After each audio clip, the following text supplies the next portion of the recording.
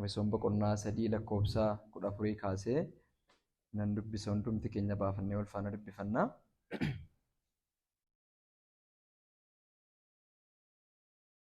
Akkana jedha. Egaa waa'ee kanaaf jilbeenfadhee abbaa nan kadhadhaa.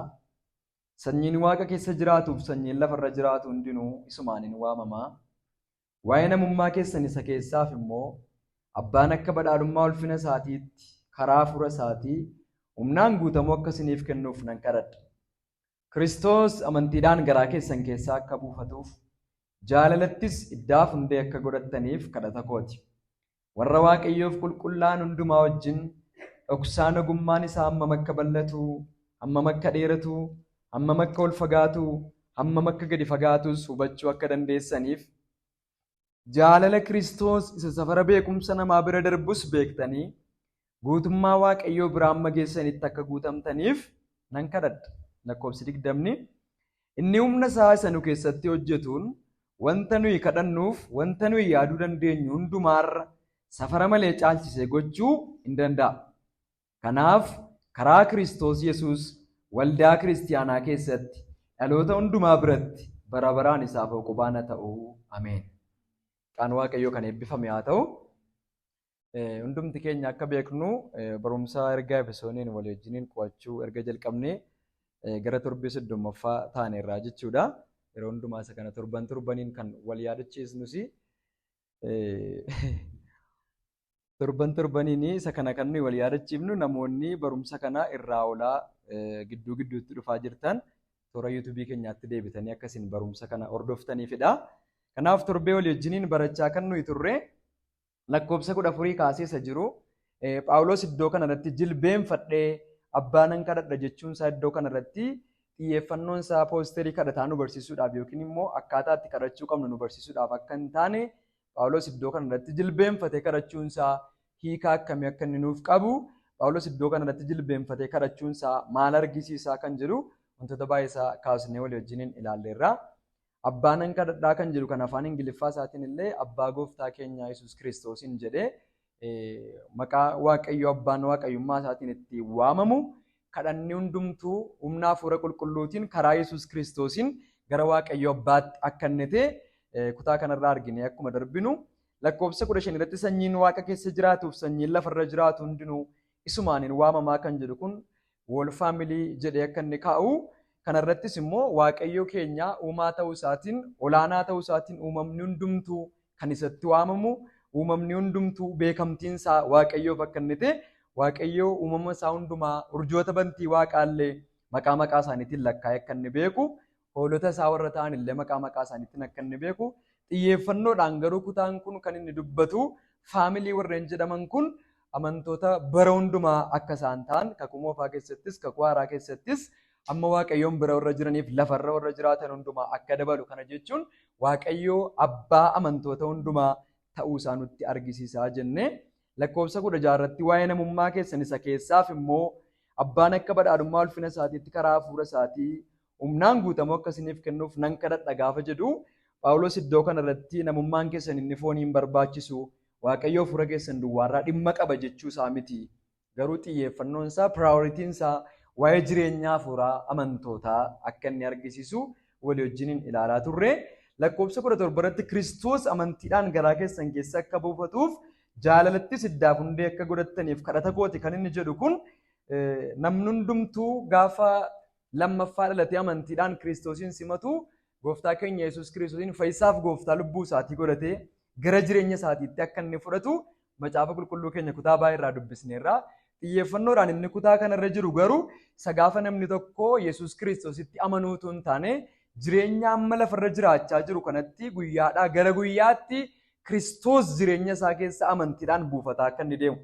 Kanaaf inni iddoo kanarratti induweel inni jedhu kuni mana ta'uu yookiin immoo mana jiraachuudha wajjin akka inni wal qabatu. Kanaaf gooftaan akka gooftaatti garaa keenya keessatti akka inni mo'u amala isaa hundumaan gooftummaa isaa hundumaan garaa keenya irratti isa inni mo'u. Guyyaadhaa gara guyyaatti sammiittaa gooftummaa Kiristoos jala of galchaa garaan keenya gooftaadhaaf bitamaa gooftaan immoo garaa keenya irratti akka inni mo'aa deemu argisiisuufidha jennee jaalalatti immoo hiddaaf hundeessa jedhu kana torbee sirriitti ilaalleerra. lakkoofsa 18 irra kan jiru kun warra waaqayyoof qulqullaa'an hundumaa wajjin amantoonni tokkummaan amantootaa hammam barbaachisaa akka inni ta'e dhoksaan waaqayyoos karaa ergamootaa kan inni mul'ifame waldaa kiristiyaanaatti akka inni ta'e kanaaf waldaa kiristiyaanaa keessa kan jiran amantoonni hundumtuu tokkummaadhaan waa'ee dhoksaa ogummaa waaqayyoo yookaan waa'ee akeeka fayyisuu waaqayyoo isa bara baraa sanaa hammam akka inni bal'atu, hammam akka inni dheeratu, hammam akka inni ol fagaatu, hammam akka inni gadi fagaatus hubachuu akka dandeessaniif jedhee Phaawulos iddoo kana irratti akka inni isaaniif kadhachaa jiru waa'ee kadhata isaa lammaffaa kana keessatti.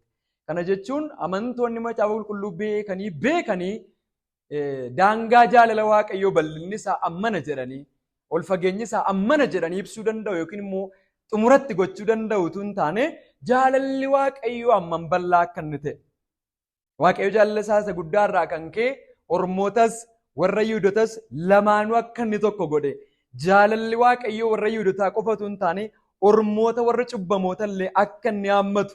Yihuudota warra ofiin jedhan garuu Addaam irraa dhalachuu isaaniitiin cubbamoota warra ta'an illee akka inni haammatu. Bal'inni jaalala waaqayyoo hammam akka inni ta'e. Ol fageenyi jaalala waaqayyoo hammam akka inni ta'e. Gadi fageenyi isaa dheerinni isaa maal akka inni ta'e hubachuu akkas hin dandeessaniif isiniin kadhadhaa jedha. Lakkoofsa 19 irratti dubbannee turre gatii ta'eef amantoonni kana hundumaa yoo hubatan daangaa jaalala waaqayyoo beekuu jennaan lakkoofsi 19 jaalala Kiristoos isa safara beekumsa namaa bira darbus beektanii jedha. Kanaaf Phaawulos isiniif hin kadhadha kan inni ittiin jechaa jiru jaalalli waaqayyoo ogummaa namaatiin jaalala hubatamuu danda'u gatii hin taaneef maaliin isiniif kadhadha waaqayyo karaa hafuura isaatii dhoksaan jaalala waaqayyoo dhoksaan ogummaa waaqayyoo hammam akka inni ta'e akka inni isin hubachiisuuf isiniif hin kadhadhaa jedha. Kadhata isaa marsaa jalqabaa keessattis boqonnaa tokko irratti deebitanii ilaaltan ija qalbii keessanii akka inni isiniif banuudha. Ija qalbii keessanii isiniif banee dhoksaa kana hundumaa akka inni isinitti mul'isu jira. Kanaaf Phaawulos irra deebiidhaan hubachuu akkas hin dandeessaniifan isiniif kadhadhaa ittiin jechaa jira. Kana jechuun namni fooniin gargaarsa hafuura waaqayyoo malee inspaayireeshinii hafuura waaqayyoo malee eenyullee jaalala waaqayyoo hubachuu akka hin dandeenye jaalalli waaqayyoo kan hubatamu gargaarsa hafuura qulqulluu qofaan akka inni ta'e kutaa kanarratti ni argannaa jechuudha. Kanaaf lakkoofsa 19 kanarratti baasaarra inni jiru jaalala Kiristoos isa safara beekumsa namaa bira darbus beektanii jedha. Itti fuftanii guutummaa waaqayyoo biraa hamma geessanitti akka guutamtaniif nan kadhadhaa jedha. Guutummaa waaqayyoo biraa hamma geessanitti akka guutamtaniif nan kadhadhaa jedha. Isa kana afaan Ingiliffaa isaa dubbifannee ittuma fufnee walii wajjin ilaalla.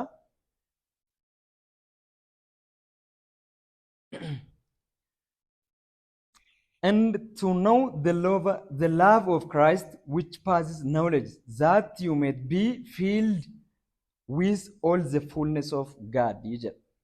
Iddoo kana irratti fullness of God iddoo kana afaan Oromoo isaa irratti gaafa dubbisnu guutummaa waaqayyoo bira hamma geessanitti isa jiru kan afaan Ingiliffaa isaa fullness of God jedheeti kan inni kaa'ee jiru.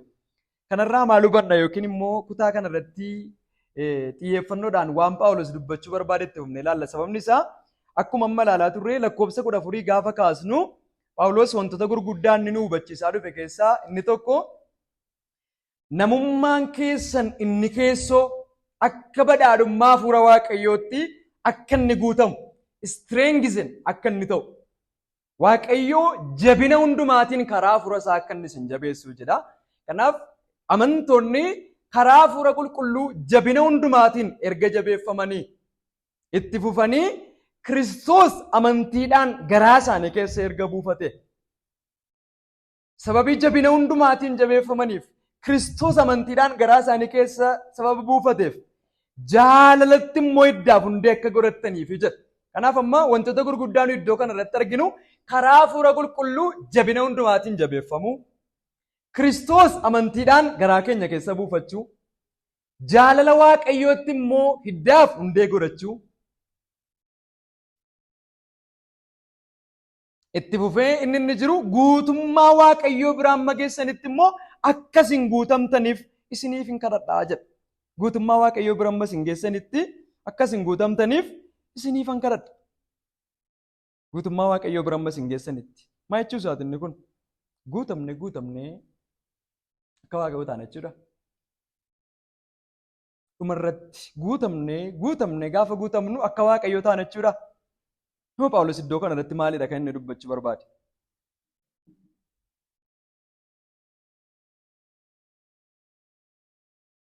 Phaawulos waa'ee jaalala waaqayyoo isa beekumsa sammuu namaa gararraa ta'u erga dubbatee booddee amantoonni dhoksaa jaalala waaqayyoo kana beekutti guutamaa hiddaaf hundee gaafa gadi fageeffachaa deeman guutamni isaanii kan biraa immoo gara maalittidha jedha? Gara fuulness of God'tti, gara guutummaa waaqayyootti akka isaan guddachaa deeman, akka isaan guutamaa deeman.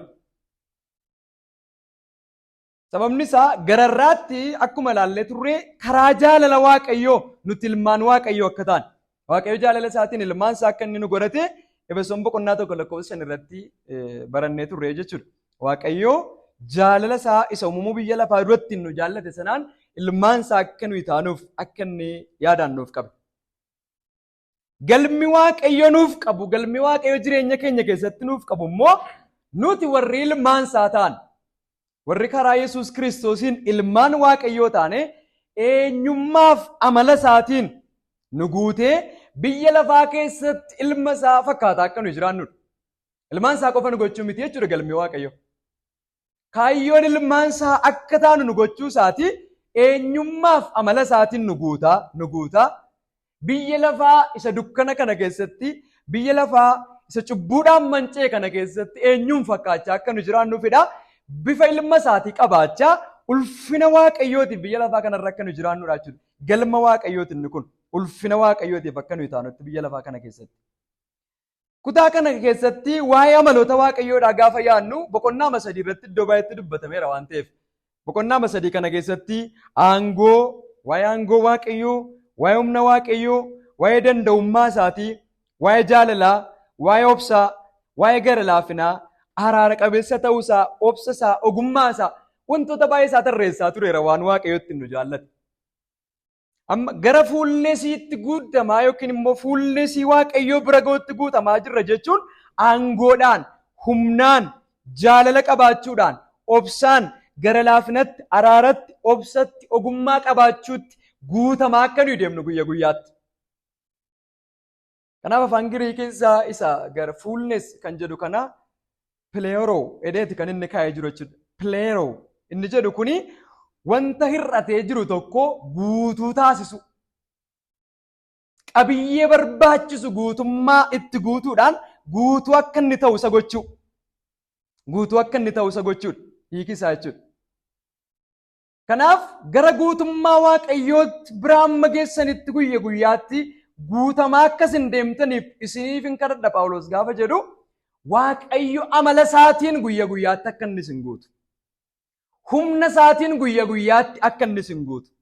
Obsa isaatiin guyya guyyaatti akka inni isin guutu.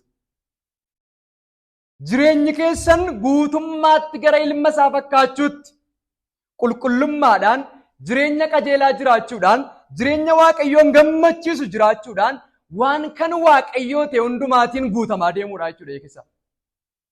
Hir'uun jireenya keenyaa eenyummaan keenya kun waan kan waaqayyoo ta'een guyya guyyaatti gaafa inni guutamaa deemu. Jechi kana fakkaatu Efesoon boqonnaa 1:10 irratti gaafa argitanii fuulnes kan jedhu kana hiika isaa Efesoon boqonnaa 1:10 irratti gaafa argitanii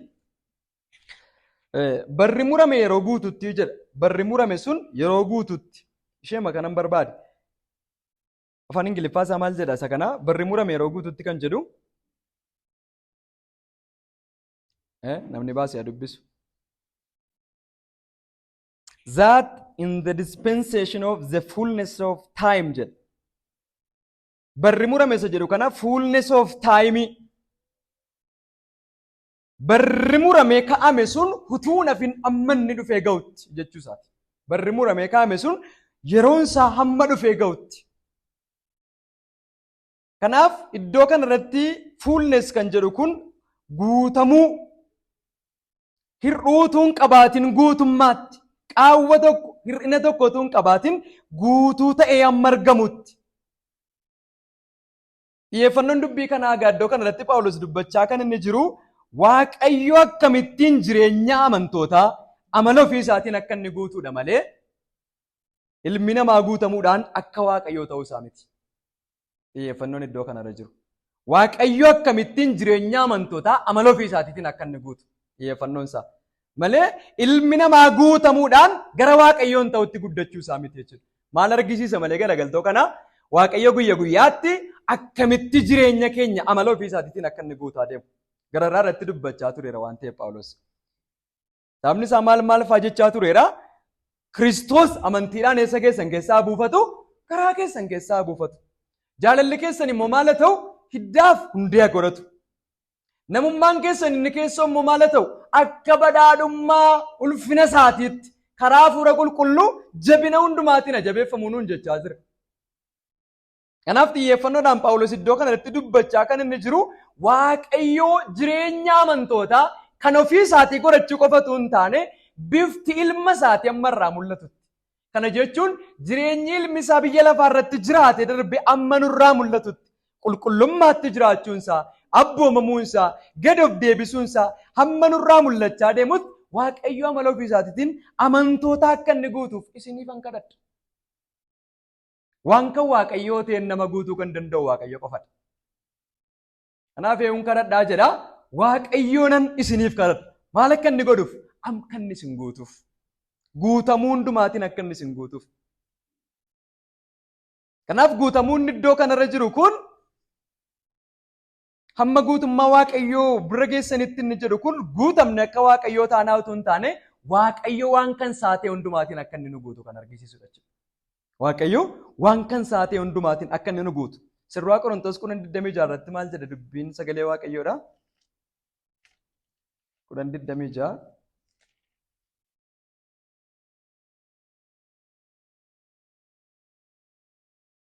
akkuma caaffannee qulqullaa'an jedhu iyyuu biyyi lafaa wanti ishee keessa jirus hundinuu kan Gooftaati jedha. Hiika isaa afaan Ingiliffaa isaarraa gaafa dubbistanii wanti biyya lafaa keessa guutee jiru kan eenyuuti jedha? Kan Waaqayyooti. Kana jechuun hamminni jallinni hundumtuu Waaqayyoo biraa ba'a jechuu isaatu hin taane xiyyeeffannoon iddoo kanaa biyya lafaa waan gaariitiin guutuu kan danda'u wanti gaariin biyya lafaa keessa jiru hundumtuu kan eenyu akka inni ta'edha? Kan Waaqayyoo akka inni ta'e. Akkuma Waaqayyo biyya lafaa waan gaarii ofii isaatiin guute jireenya amantootaa amala Waaqayyootiin guutamaa akka inni deemu.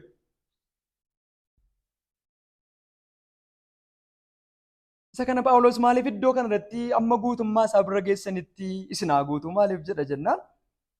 Jalqabatti akkuma ilaalle Efesoon 2:2 ilmi namaa guutummaatti cubbuudhaan kan manca'e akka inni ta'e. Guutummaatti cubbuudhaan kan manca'e jechuun depraved akka inni ta'e. Cubbuun eenyummaa isaa akka inni balleesse. Amalli Waaqayyoo nama keessa akka inni hin jirre.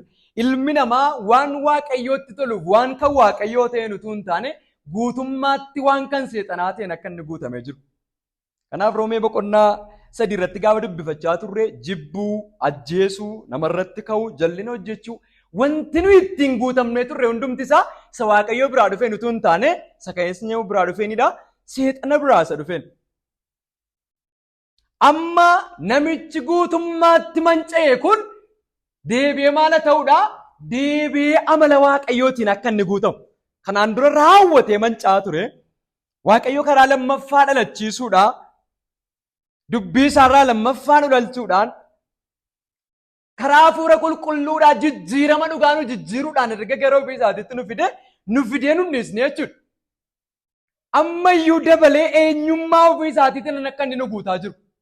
Amala keenya isa kan biyya lafaa ta'e ammayyuu amala keenya isa Kiristoosiin hin fakkaanne abbumamuu diduu keenyaan Gooftaaf bitamuu dhiisuu keenyaan seera Waaqayyoo jibbuu keenyaan wantoota kan Waaqayyoo hin fakkaanne hundumaa nu keessaa baasa waan kan Waaqayyoo ta'een akka inni nu guutaa deemutti. Amma eessaatti jennaan amma xumuraatti.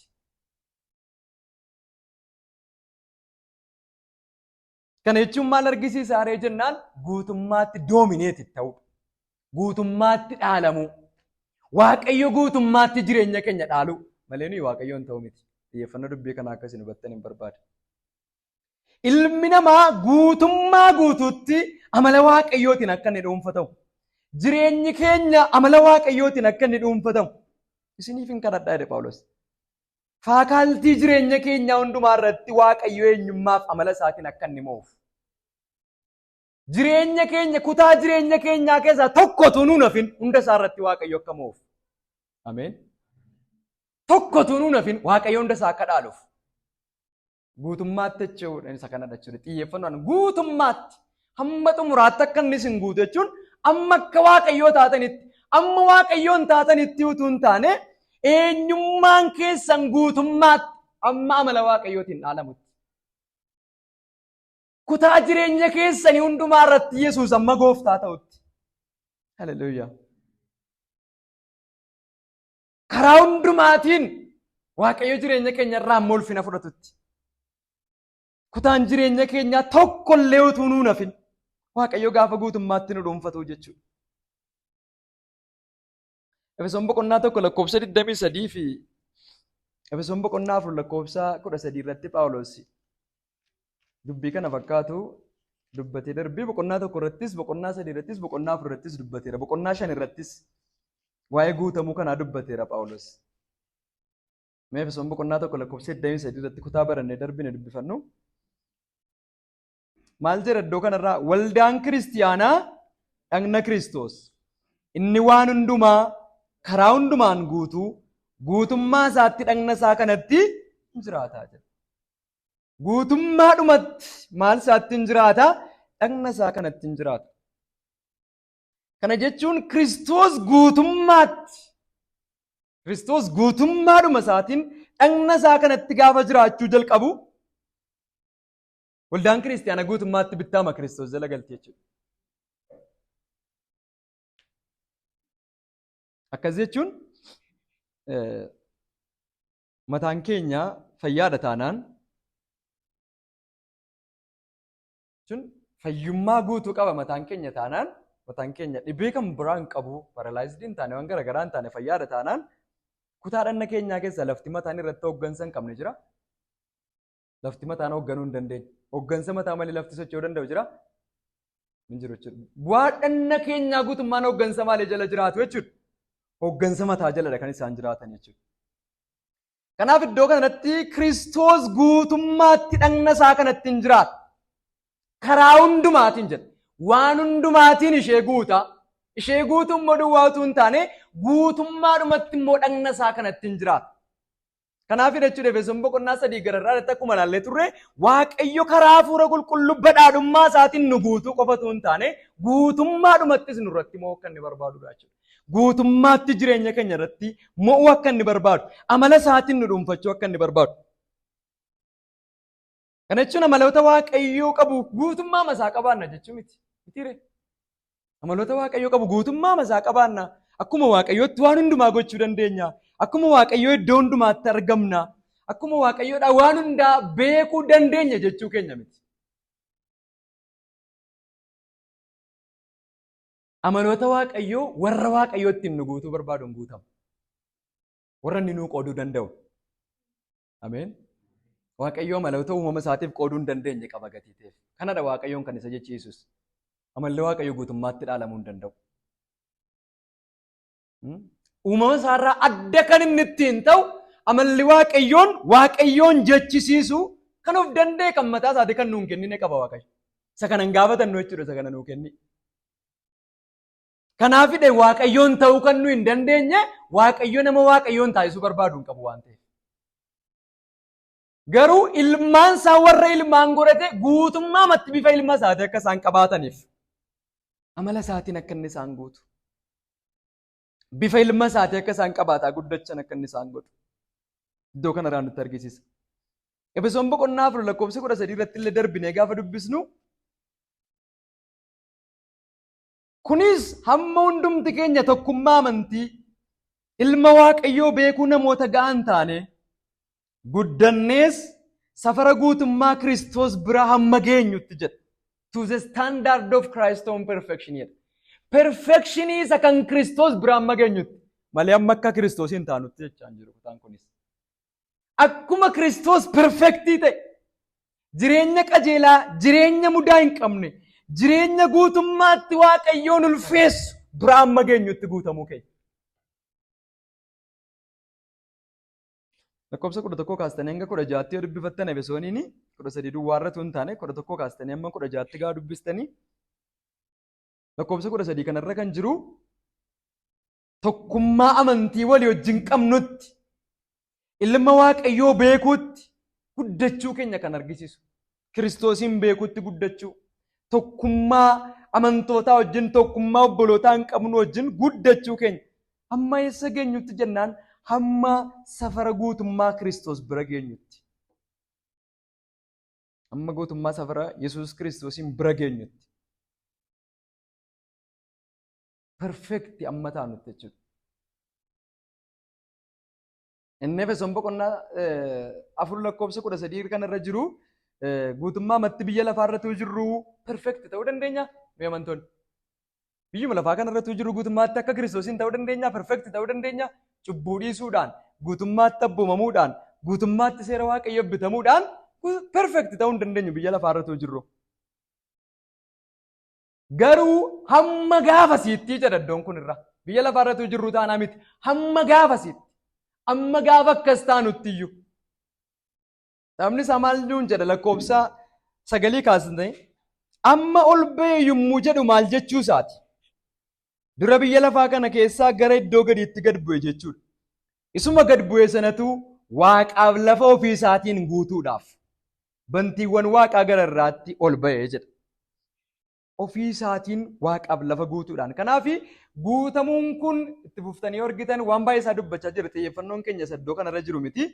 Garuu hamma guutummaa safara Kiristoos bira geenyutti guutamuudhaaf jirraa kutaa jedhu isiniif fakkeenya fudhachuudhaaf jedheen. Inni kan biraa Efesoon boqonnaa 5 lakkoofsa 17 kaastanii hanga 21 irratti gaafa dubbistan amantoonni guutamuu akka isaan qaban lakkoofsa 15 kaastanii egaa attamitti akka deddeebitan aleelaa ilaalladhaa. Akka warra ogeessotaatti malee akka warra ogeessota hin ta'iniitti hin jiraatinaa. Guyyoonni kun guyyoota gadhee waan ta'aniif yeroo isiniif kenname utuu hin dabarsin itti hojjedhaa. Kanaaf jaalalli gooftaa maal akka ta'e hubadhaa malee wallaalota hin ta'inaa. Dhugaatiidhaan machooftanii of hin wallaalinaa. Isaanis of hin balleessinaa. Qooda kanaaf hafuura qulqulluudhaan guutamaa jedha. Iddoo kanarratti illee Phaawulos xiyyeeffannoodhaan kan inni dubbachaa jiru hafuura qulqulluudhaan guutamu. Kanaaf iddoo kanarratti lakkoofsa 19 kanarra kan jiru jaalala Waaqayyoo safara sammuu namaa gararraa ta'e beekuutti akkuma kana immoo hamma guutummaa Waaqayyoo biraan mageessanitti akka guutamtaniif kan inni jedhu doomineetid akka taatanitti. Jireenyi keessan guutummaatti amala Waaqayyootiin hamma dhaalamutti akkasiin guutamtaniif isiniifan kadhadha. Ilmaan Waaqayyoo ta'uu keessan qofatu hin taane amala ilmaan Waaqayyoo qabaachuu qabaniin akkasiin guutamtan. Mitiire. Duraan gaafa kan Waaqayyoo hin turre kan biyya lafaa gaafa turre waan kan biyya lafaa ta'een guutuu ture. Turre jira. Jechuun dur gaafa utuu lammaffaa dhalanne gara Waaqayyoo hin dhufin gara Yesuus Kiristoosiin hin dhufin cubbuu hojjechuuf wanti hin dandeenye jira. Jechuun wanti hin hidhamne jira. Guutamooma turre jechuudha. Waan kan seexanaa ta'e jechuun cubbuuf waan kan biyya lafaa ta'e hundumaa hojjechuudhaaf guutamoo ture. Guutamuu inni ammaa kun immoo waan kan Waaqayyoo ta'e hojii gaarii ta'e hundumaa hojjechuudhaaf amala ilmaan Waaqayyoo biyya lafaa irratti qabaachuu qaban hundumaa qabaachuudhaan guutamuu akkas hin dandeessanitti. Safarri guutamuu keenyaa immoo eessannaan amma guutummaatti doomineetti taanutti. Kutaan jireenya keenyaa hundumtuu amma amala Waaqayyootiin dhaalamutti akkasiin guutamtaniif isiniifan kadhadhaa jedha. Kadhannaan kun nuufis nu kadhatameera. Waaqayyoo mala isaa hundumaan nu haa guutu. Lakkoofsa 20 irratti erga guutummaa Waaqayyoo biraan mageessanitti akka guutamtaniif isiniin kadhadhaa jedhee booddee inni humna isaa isa nu keessatti hojjetuun wanta nuyi kadhannuuf wanta nuyi yaaduu dandeenyu hundumaarra safara malee caalchisee gochuu hin danda'a jedha. Kanaaf lakkoofsi 19 fi lakkoofsi 20 kun walitti jira jechuudha.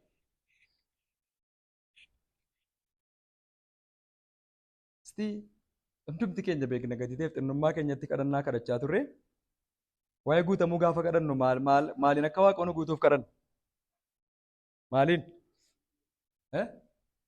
Stiif toomin waan namoonni dubbatan. Maaliin akka inni nu guutu? wantoota baay'ee isaa jiraachudha. Wantoota nuyi ittiin guutamuudhaaf barbaadaa jiru. Inni Phaawulos iddoo kana irratti akka nuyi ittiin guutamnuuf nu kadhate isa kana miti. Wantoota gararraa irratti dubbachaa ture kana guutummaa isaatiin Waaqayyo jabina hafuura qulqulluu hundumaatiin garaa keenya jabeessuudhaan Kiristoosiin amantiidhaan garaa keenya keessa akka inni buufatuuf jaalala Waaqayyootti hiddaaf hundee gadi fageeffachuudhaan dhoksaan ogummaa Waaqayyoo hammam akka inni bal'atu hammam akka inni gadi fagaatu beekuutti guddachuudhaanidha. Isa kana guutamuu isa Phaawulos jedhe kanatti kan nuyi dhufnu jechuudha. Kanaaf guutamuu inni Phaawulos iddoo kanarratti amantoota Efesoon jiraataniif akkuma kan amantoota iddoo hundumaatiif jiraataniif kadhate guutamuu sanu amma kadhannu sanu amma tsomaaf sagada gallee kadhannu miti jechuudha. Mata dureen guutamuu keenya kanaan duraa waan biraa ture tuuzee ispeesifikii ture waan ta'eef. Ture. Waama tokko fuulleffannee kadhachaa turre. Kanaafidha jechuudha namni kadhata guyyaa 40 guyyaa 30 galee gaafa bahu utuu namatti hin bahin cheekii godhatame ture akka guutameef akka hin guutamne yoo maal ta'edha kan inni irraa mul'atu. Namni kadhata galaa ture kadhata dheeraa kadhatee ture gaafa bahu guutamuun isaa maaliin mul'ata? Milikkitoota bakkeetti irraa mul'atuun taatee amantoota gidduutti irraa ta'uun. Inni Phaawulos dubbachaa jiru kun garuu milikkiti isaa waan alaa duwwaa utuu hin taane keessoon namummaa keenyaa waan kan Waaqayyoo ta'een gaafa guutamaa deemudha. Guutamuu isa dhugaadha jechuudha. Keessoon namummaa keenyaa jaalala Waaqayyoo beekuutti, jabinaa hundumaatiin jabeeffamuutti, dhoksaa ogummaa Waaqayyoo isa qoramee bira hin ga'amne beekuutti keessi namummaa keenyaa guutamaa guddachaa gaafa deemu dhuguma guutamuu isa dhugaa isa Phaawulos nu kadhate sana guutamaa jirra jechuudha. Kanaafidha kun hundumtu ergatee immoo jedhe Waaqayyo kana hundumaa erga isinii godhee humna isaa sanu keessatti hojjetu ni jedha Phaawulos. Wanta nuyi kadhannuuf wanta nuyi yaaduu dandeenyu hundumaarra safara malee caalchisee gochuu hin danda'a jedha. Phaawulos macaafa ergaa Efesoon kana keessatti waa'ee humna Waaqayyoo irra deddeebiinaadha kan inni dubbachaa ture. Boqonnaa lama keessatti akkuma yeroo darbe ilaalaa turre Phaawulos waa'ee humna Waaqayyoo irra deddeebiidhaan dubbachaa ture. Kanaaf boqonnaa tokko keessatti Waaqayyoo humnuma isaa isa Kiristoosiin warra du'an keessaa kaasanii jedha. Waaqayyoo humnuma isaa isa Kiristoosiin ittiin warra du'an keessaa kaasen. Boqonnaa lama irratti Waaqayyoo humnuma kanaan nullee warra du'an keessaa akka inni nu kaase. Waaqayyoo humnuma kanaan ulfina isaa isa baraatiif bara baraatiif hundeen sochoon irratti waldaa isaa akka inni ijaare. Humnuma isaa kanaan namummaan keessoo keenyaa Kiristoosiin akka guutamu akka inni godhe. Ammas immoo Waaqayyoo humnuma kanaan nu keessatti hojjechaa jira. Ameen. Humnuma kanaan Waaqayyo maal gochaa jira? Aktiivili amantoota keessatti Waaqayyo akka inni hojjechaa jiru. Waaqayyo hojii isaa ammayyoo amantoota keessatti akka inni itti dhufee jiru dubbachaa. Iddoo kana irratti garuu dinqisiifannoo guddaadhaan Phaawulos maal jedhaa? Inni humna isaa isa nu keessatti hojjetuun Waaqayyo humna isaa isa kamiin nu keessatti hojjetaa jira? Gaaffiin jalqabaa Waaqayyo warra nu keessatti hojii qabaa'u. Qabaa jireenya keenya keessatti irra Waaqayyo hojii. Hojjechaa jira taanaan humni Waaqayyo ittiin jireenya keenya keessatti hojjechaa jiru humna akkamiiti? Humna akkamiiti?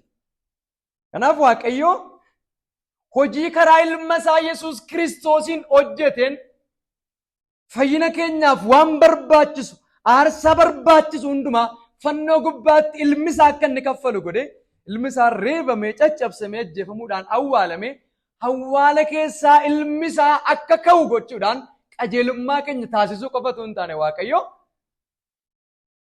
nus lammaffaa dhalachuudhaan amantiin banneen ilma isaatti akka amannuuf humnuma isaa isa dinqisiisaa kanaan immoo gara hojii fannootti nu waame.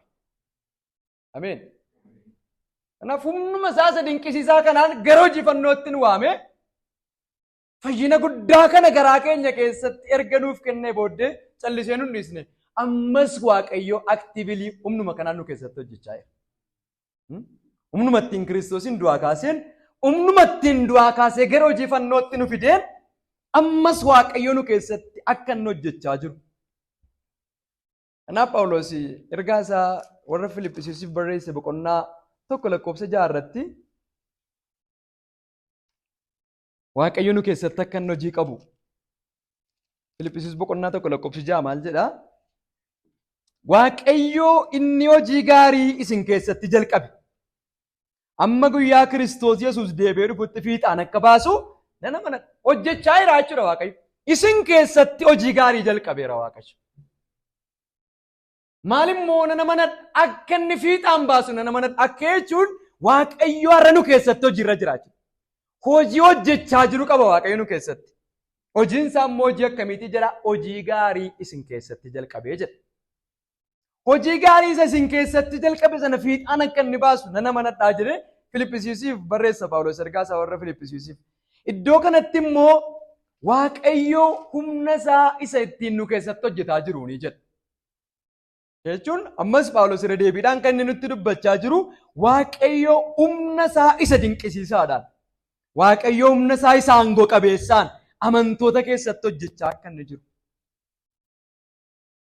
Phaawulos maaliif waa'ee humna Waaqayyoo irra deddeebi'ee nutti dubbata? Maaliif?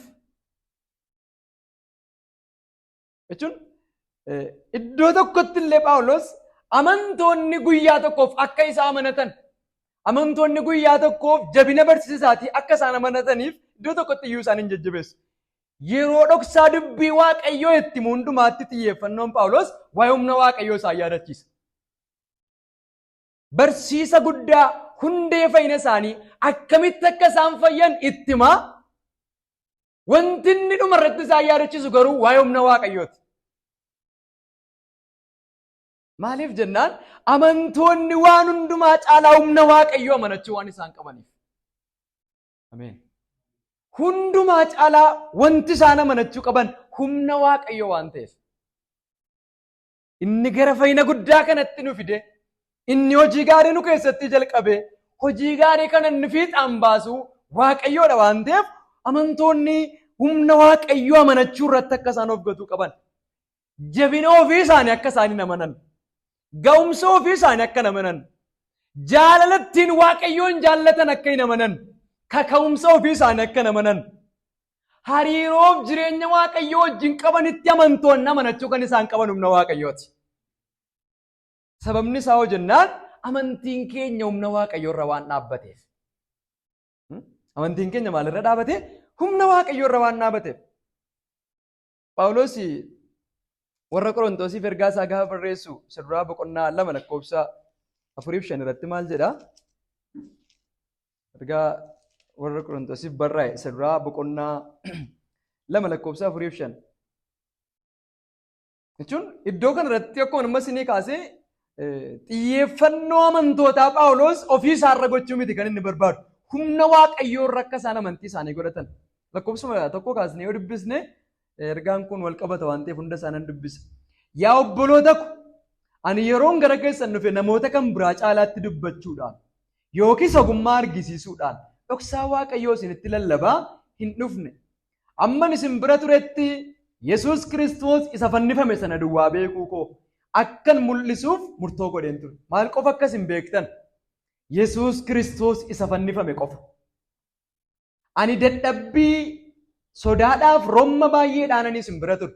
Jechuun wanti inni isaanitti maa jiru waa'ee fannifamuu Yesuus Kiristoos. Akkan itti isin bira ture garuu dadhabbii sodaa romma guddaadhaan. Jechuun Phaawulos hojiima wangeela Kiristoos lallabuu kana gaafa lallabu iyyuu akka nama ga'umsa guddaa qabutti jajabaatee otoo hin taane wangeela Kiristoos kana sodaaf romma guddaadhaanidha kan inni lallabaa ture. Sodaaf romma guddaarraa kan ka'e. Kanaafidha warra Qorontosii dabalatee dubbii kana kan itti dubbate. Phaawulos kuni gaafa ergaa barreessu dubbii barreeffamaa isaatiin dubbii jajjabaa dubbata. Nu gidduu gaafa dhufu garuu dubbiin isaa humna hin kutu jedhanii. Iddoo kanarratti Phaawulos maal argisiisaa jennaan dubbii wallaaluu isaa, haasaa wallaaluu isaa otoo hin taane wangeelli Kiristoos hammam nu biratti ulfina argachuu akka inni qabudha. Ulfina hammamiitiin lallabamuu akka inni qabu. Sodaa hammamii akka inni qabaachuu qabu wangeela Kiristoos gaafa lallabu. Akka nama wangeelichi dhaabbate lallabuun isaaf maluutti otoo hin taane naan malu jechaa ayyaana Waaqayyoo faraara Waaqayyoo irratti of gataa dhaabbachuu qabnuuf Phaawulos iddoo kanarratti dadhabbii sodaaf romma baay'eedhaan isin bira ture. Dubbiin afaan koo lallabni koos humni hafuurri Waaqayyoo akkana keessa jiru argisiise malee dubbii ogummaa namaa keessaa ba'een amansiise miti jedhe. Wangeellumti Kiristoos iyyuu garaa keessan kan ga'e sababii ogummaa kootii miti jedhe. Humnaaf hafuura qulqulluutu isin biraan ga'e. Ameen. Wangeela garaa namaatiin kan ga'u hafuura qulqulluudha jechuudha. Hidhee lakkoofsa 5 irratti maal jedhaa?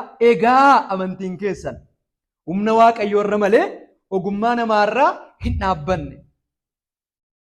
Amantiin keessan humna waaqayyoo irra malee ogummaa namaarraa hin dhaabbanne. Sababii amantiin keenya humna waaqayyoo irra dhaabbateef Phaawulos amantoota kan inni yaadachiisu irra deddeebiidhaan waa'ee humna waaqayyoo, amantoonni humna waaqayyoo amanachuu akka isaan qaban. Namni humna waaqayyoo qofaan jireenya waaqayyoo keessa jiraachuu akka inni danda'u.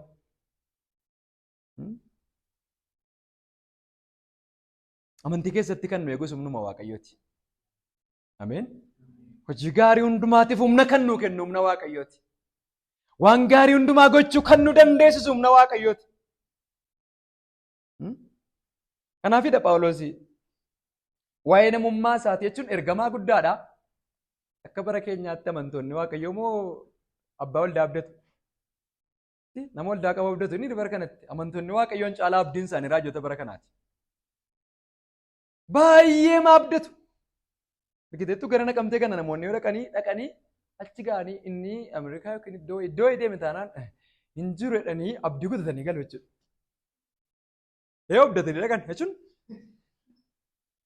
namichuma sanatu abdii isaanii ta'eera jechuudha. Amantoonni gara raajota abdachuutti, amantoonni gara ergamoota abdachuutti. Phaawulos garuu warra Qorontositti waan baay'eetti lallabeetu akka isaan amanannaa isaanii sarran godhannetti immoo nuyi wanti tokko illee nu biraa ba'a jennee waan eeggannu hin qabnu. Ameen. Waan humti tokko nu biraa ba'a jennee waan abdannu waan eeggannu hin qabnu. Hammi danda'a keenyaa eessaa dhufa? Waaqayyoon biraa dhufa. Akkas jechuun hojii wangeelaa nama hojjechaa jiru. Ergama wangeelaa nama hojjechaa jiru kanaaf humna kan naaf kenne iyyuu ana miti. Waaqayyoodha humna kan naaf kenne. Waan hin amanadhu waan hin himadhu hin qabudha. Lammaffaa Qorontos 3:5 fi lammaffaa Qorontos 4:7 irratti gaafa dubbifattanii Phaawulos waa'ee humna waaqayyoo irra deebiidhaan gaafa inni yaadachiisu argitu. Maal jedha kutaama kana dubbifannee darbinu 3:5 fi 4:7 lammaffaa Qorontos. Lakkoofsa 4:5 irratti amanannaan nuyi karaa Kiristoos waaqayyoon biraa qabnu kan akkasiiti. Amanannaa guddaa qabna jedha. Eewun amananna. Humna keenya, jabina keenya, nu keessaa nama jajjabaatu wayii amanannaa lakki. Amanannaan nuyi karaa Kiristoos waaqayyoon biraa qabnu kan akkasiiti. Inni immoo akkamitti jennaan nuyi ofii keenyaa wanti tokko illee nu biraa ba'a jennee himachuu waan dandeenyu hin qabnu. Hammi danda'a keenya waaqayyoon biraa hin ba'a. Ameen. Dhumarratti immoo ofiisaa baay'ee gaafa gad of deebisee dubbatu Phaawulos. Of tuulummaa miti gad of deebisuma isa dhugaadha Phaawulos akka inni itti dubbatu. 4:7 irratti. Ammas nuyi warri wanta gadi jabeessaa akkasii fudhanne kun akka qodaa supheeti. Qodaa supheeti. Firaajayil waan ta'e caccabuu waan danda'u. Waan namni amanannaa isaarra kaachuu hin dandeenyedha jireenyi keenya. Hin amanamnu nuyi jaalala waaqayyoof. Seera waaqayyoof hin amanamnu. Jireenya immoo waaqayyo jechuun akkasuma lallabaa gallee baay'isee abdii kutachuun baay'ee nutti dhiyoodhan. Nuun baay'ee nutti dhiyoon waaqayyo wajjin itti fufuu miti waaqayyo inni ibsu. Jabina sana namummaan keenya qabu. Akka qodaa supheeti. Kana eeguudhaaf humni humna gararraa kan keenyatu hin ta'in kan waaqayyooti. Maaliif Phaawulos humni humna gararraa kan waaqayyooti jedhattanii itti uftanii yoo dubbattan karaa hundumaa hin rakkanna. Garuu badduun baanu eenyu gargaara humna waaqayyoo. Waan goonu wallaallaa garuu abdiin kutannu. In ari'atamnaa garuu hin gatamnu. Lafaan dhaamnaa garuu achumatti namnu. Yesuus jiraataa ta'uunsaa dhagni keenya jiraachuu isaatiin akka mul'atuuf yeroo hundumaa milikkita du'atti geeffamu Yesuus dhagna keenyatti baannee hin adeemna. Jireenyi Yesuus foon keenya saduu keessaan akka mul'atuuf biyya lafaarra utuu jirru sababii Yesuusiif jenne gaafa hundumaa du'atti dabarfamne hin kennamna. Egaa duuni nu sodaachisaa jira isin immoo jireenyatti jirtu jedhe. Kana hundumaa keessatti garuu ni qodaa supheedhaa gaafa jedhu qoromsi hammi kun nutti dhufee nuyi namoota irraa hafuu danda'an miti. Qoromsi hammi kun yoo nutti dhufe nuyi namoota irraa hafuu danda'an miti. Waan gati jabeessa nu keessa jiru kana kan eegu garuu humna waaqayyooti. Ameen. Isan ittiin nu keessatti hojjechaa jiru. Isannittiin hojii gaarii kana nu keessatti jalqabe. Kanaafidha Phaawulos waa'ee humna Waaqayyoo yaadachisa warra Efesooniin. Waaqayyoo humna isaa isattiin nu keessatti hojjetaa jiru hin jedhu. Nu keessatti hojii qaba Waaqayyo warra humna isaatiin. Kanaaf amantoonni humna Waaqayyoo amanachuu akka isaan qaban, amantiin keenya humna Waaqayyoo irra dhaabbachuu isaa beekuu akka qabu. Gooftaan keenya Yesuus immoo jala muree nutti himeera. Anaan yoo ta'e malee waan tokko iyyuu gochuu hin dandeessan nuun jedheera. Amanaan of danda'ee hojii gaarii dura Waaqayyootti hojjetu tokko iyyuu hin qabu. Gargaarsa Waaqayyoo malee, humna Waaqayyoo malee, waan ofii keenya Waaqayyoon duratti goonu tokko iyyuu hin qabnu yoo cubbuu ta'e malee. Ameen. Gooftaan keenya dubbatee namitti hiri anaan yoo ta'e malee waan meeqa? Waan meeqa? Nuti namoota waan hundumaaf Waaqayyoon amanachuu nu barbaachisuudha jechuudha. Fayyina keenya qofaan miti. Fayyina bara baraa isa karaa Kiristoosiin arganne qofaan miti. Jireenyuma amma fooniin biyya lafaarra jiraannutti iyyuu karaa isaa malee nuyi namoota homaa tokko iyyuu gochuu hin dandeenyedha. Kanaaf namoota guutummaatti Waaqayyoon amanuun nu barbaachisuudha. Guutamuu qabna jechuudha isa kanaan. Anaan yoo ta'e malee. Ingiilii Yohaannis 15 irratti.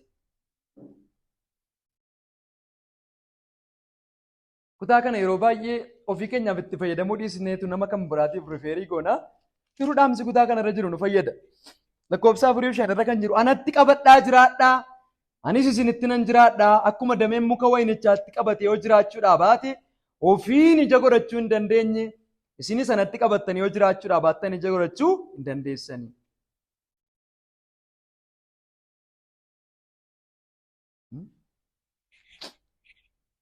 Isin anatti qabattanii yoo jiraachuudhaa baattan. Anaan malee sanni jedhe jechuudha. Anaan malee. Kanaaf jireenya keenya keessatti Kiristoosiin malee waa gochuu hin danda'u jechuu baruudha jechuudha. Maaliif humna Waaqayyoo nu yaadachiisa Phaawulos jennaan humna Waaqayyoo malee waan gaarii tokko illee gochuu sababa hin dandeenyeef. Humna Waaqayyoo malee eenyummaa keenyas biyya lafaas cubbuus moo waan hin dandeenyeef. Kan hundumaa kan nu dandeessisu humna Waaqayyooti. Kanaaf amantoonni humna Waaqayyoo tirasti akka isaan godhan. Egaa Waaqayyoo humna isaa isa sammuun nama tokkollee qoree bira ga'uu hin dandeenyeen safara kadhata keenyaatiin illee isa hin daangoofne kadhatuma keenya iyyuu isa iddootti eeguun beekumsa keenyaan isa hin daangoofneen ulfina Waaqayyoof akka ija naqannuuf nu keessatti akka inni hojjetaa jirudha. Ameen. Waaqayyoo humna isaatiin nu keessatti akka inni hojjechaa jiru.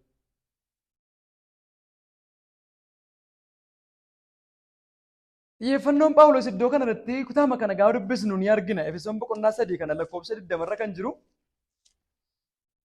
Maal jedhaa? Inni humna isaa nu keessatti hojjetuun akka Waaqayyo humna isaatiin nu keessatti hojjetaa jiru argineerra. Garuu Waaqayyo humna isaatiin nu keessatti hojjeta gaafa jennu har'a maal jechuu keenyadha? Humnuma akka bakakkaa wayii tokko, humnuma akka qaqawwee wayii tokko nutti qaqawweessee gara keenya keessatti qaqawweessee waa hojjetachuudha. Moo maal jechuudha? Humni Waaqayyoo eessa keessa jira? Humni Waaqayyoo eessa keessa jira? Dubbii Waaqayyoo keessa jira jechuudha. Sagalee Waaqayyoo keessa jira jechuudha. Kanaaf Waaqayyoon keessatti kan inni hojjetu karaa maal isaatiiti jechuudha? Karaa dubbii isaatiiti jechuudha. Karaa dubbii isaatii ta'e Waaqayyo kan inni nu keessatti hojjetu. Warra Fariisotaanii akkasidha miti Maatewos 22 gooftaan keenya Yesuus Kiristoos isin caaffata qulqullaa humna Waaqayyoos waan hin beekneef irraa kaattan. Waaqayyoo har'a jireenya keenya keessatti kan inni hojjetu karaa dubbii isaatiiti jechuudha. Malee humna addaa wayii akka maagneetik foorsii wayii Waaqayyoo gotatee wayii gaafa nuyi gara cubbuu danda'u wayii humni wayii nu gotatee wayii nu deebisee hojii gaarii wayiitti Waaqayyo finyoo wayii nutti hidhee humnaan gotatee wayii nu geessa humnas akkasii jechuu miti Waaqayyo. Humni Waaqayyoo dubbii isaa keessa jira. Kanaaf dubbii isaa hundumaatiin hojii gaariitiif nu dandeessisa. Dubbii isaatiin hammina hundumaa akka nu himuun gara abboomamuutti gara Waaqayyoon jaallachuutti akka nu dhufnu Waaqayyo karaa dubbii isaatiin nu keessatti hojjetaa jechuudha. Humna isaa isin keessatti hojjetuunidha. Innaa wanta nuyi kadhannuuf wanta nuyi yaaduu dandeenyu hundumaarra safara malee caalchisee gochuu hin danda'a. Kutaa kana namoonni dogoggoree kan jiru. Kutaa kana namoonni erga Waaqayyo humna isaatiin waan nuyi yaannuu fi waan nuyi kadhannu gara irraatti caalchisee gochuu danda'a ta'e kadhachuun iyyuu maaliif nu barbaachisaadha? Hin kadhatinaa jedhaa kutaan kun. Xiyyeeffannoon iddoo kana jiru hin kadhatinaa Waaqayyo isin keessatti hojjetaa miti. Waan nuyi kadhannuuf waan nuyi yaaduu dandeenyu gararraadhaadha. Hojiin Waaqayyo karaa humna isaatii nu keessatti hojjetu. Wanta nuyi yaaduu fi wanta nuyi kadhachuu dandeenyurra safara malee caalchise gochuu hin danda'a.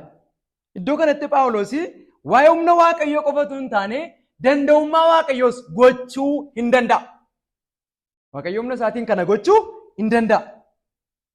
Maalirra caalchise? Isa nuyi kadhannuuf isa nuyi yaaduu dandeenyu hundumaarra safara malee caalchise. Iddoo kanatti wanti nuyi arginu Phaawulos ammam jireenya amantootaatiif akka inni dhimmu, ammam jireenya amantootaa akka inni isa cannaqaa jiru. Saatii kanatti Phaawulos humna Waaqayyoo isa iddoo kanatti amantootaaf kadhatu kana mana hidhaatti kadhachuutu ta'a mitiire. Waaqayyo humna keessa dinqisiisaadhaan mana hidhaa kanaa na baasi. Wanti Phaawulos kadhachaa jiru garuu isa kana miti. Waaqayyo humna isaa dinqisiisaadhaan amantoota keessatti akka inni hojjetu. Gara ija naqachuutti, gara guutummaatti Kiristoosiin fakkaachuutti akka isaan dhufan. Waaqayyo safara malee caalchisee isin keessatti hojjechuu hin danda'a.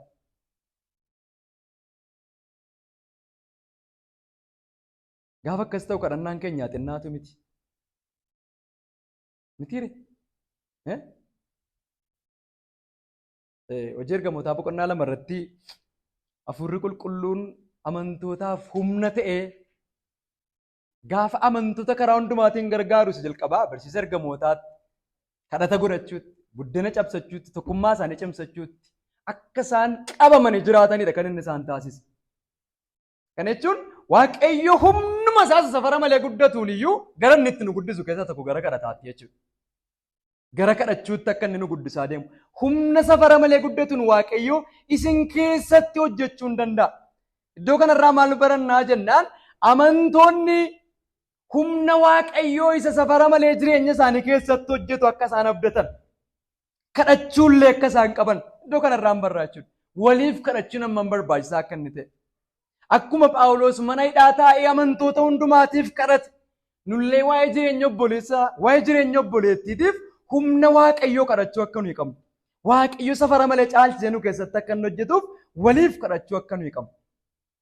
Waaqayyo kana hundumaa maaliif godhaa jennaan waldaa kiristiyaanaa keessatti dhaloota hundumaa biratti waan nuuf godhe kanaan ulfina akka argatuuf. Ameen. Galmi isaa ulfina Waaqayyooti jechuudha lakkoofsa 21.